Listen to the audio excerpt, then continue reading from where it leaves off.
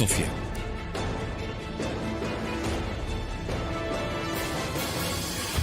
Часа и 27 минути. На телефон 112 е получен сигнал за помощ. Активиран е паник бутон в денонощен магазин в квартал Суха река. Главен полицай Евгений Василев и полицай първа степен Кристиян Савов поемат случая и се отправят към мястото на происшествието. 130 на 40. Говори 40, приемам. От какъв обект е подаден сигнала? Става дума за малък квартален магазин за алкохол и тютюневи изделия. Точен адрес квартал Суха река до блок 68, край. Обекта има ли система за онлайн видеонаблюдение? Има охранителни камери, няма възможност за дистанционен достъп. Повтарям, няма дистанционен достъп до камерите, край. Прието. 4 минути до локация.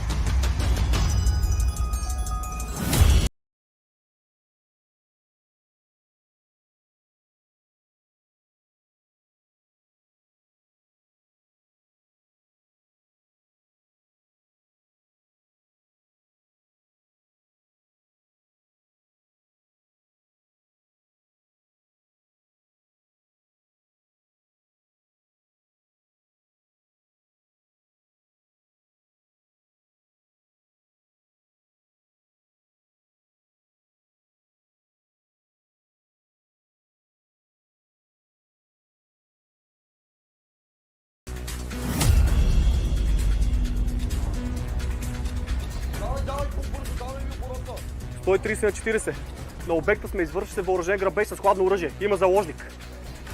40, изпращаме подкрепление, овладейте ситуацията, край. Вече е сигурно, че става въпрос за грабеж. Нападателят е въоръжен и изглежда неадекватен. Въпреки че подобни ситуации са част от нашия курс на обучение, трябва да се подхожда изключително внимателно. Стой на място, полиция! Стой, не мърдай! Не мърдай, казах! Не мърдай, ще е закона, бе! Пусти оръжие! Стой там, бе! Пусти оръжие! Стой, не мърдай, ти казах, бе! Стой, ще е закона, бе! Спокойно! Прережа гърлото, бе, човек, не мърдай, бе! Няма да се успокоя, ти се успокой, мадай се назад, смахай се! Спокойно, учение, осложнява ситуацията. Ти осложнява ситуацията с твоето присъствие, изчезва от тука! Аз няма да изчезна. Ти, бе, мукнихни, бе! Сам си осложнява ситуацията. Няма да си измъкнеш от тук. Спокойно, просто ли съдействай, всичко ще е наред. Няма съдействам, аз уши и никога не съдействам, дърпай назад, бе! Аз да не съм уши! Изчезвай назад!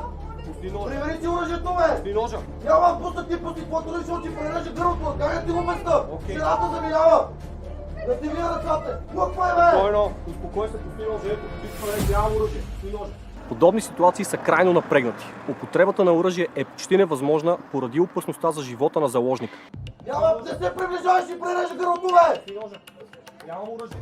Искам да вия назад, дърпай назад! Дърпай назад! Спокойно, успокой се, пусти ножа. Всичко ще е наред, обещавам. Ще ти бъде оказано съдействие, просто пусти ножа, всичко ще е наред. Госпожо, наред, стой, полиция! Госпожо! Стрелява за нашата полиция, левей! 130 на 40 има ранен. Пратете линейка. Стой на място, полиция! Стой, не мърдай! Независимо от ситуацията, за нас приоритет номер 1 е запазването на човешкия живот. Дори това да означава изпускане на извършителя. Стой на място, полиция! Стой на място, полиция! Кой ще стрелят? Стой на място! Стой на място! Стой на бе! По всичко личи, че МПС-то, което успя да се измъкне, беше управлявано от съучастник на извършителя. Разполагаме с регистрационния номер и ще го предадем на колегите криминалисти. Спокойно, бе! Спокойно! Дай ръцете отзад! Дай долу! Ръцете отзад! Тихо, бе! Дай ръцете отзад! Не мърдай! Дай ръцете долу! Искам адвокат! Спокойно, тихо! 140 на 30. Дай горе! Заподозрение е задържан. Няма сериозно пострадали. Имаме нужда от психолог и оказване на първа медицинска помощ за потърпевшата. От место престъплението избяга възможен съучастник с автомобил марка регистрационен номер София Айтос София Търговище. Стига! Тихо! Няма мърдаш.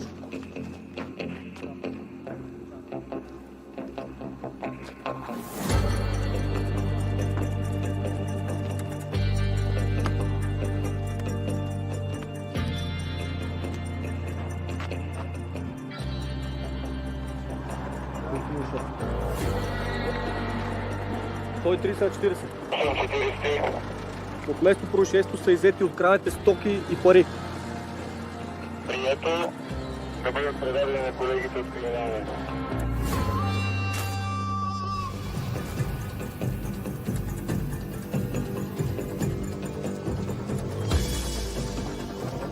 Може спокойно, всичко е под контрол. Към вас пътува медицински екип. Действията на колегата бяха изключително прецизни и това гарантира успеха на акцията. Още по-добрата новина е, че потърпевшата се измъкна без сериозни наранявания и след консултация на психолог най-вероятно ще може да се прибере вкъщи.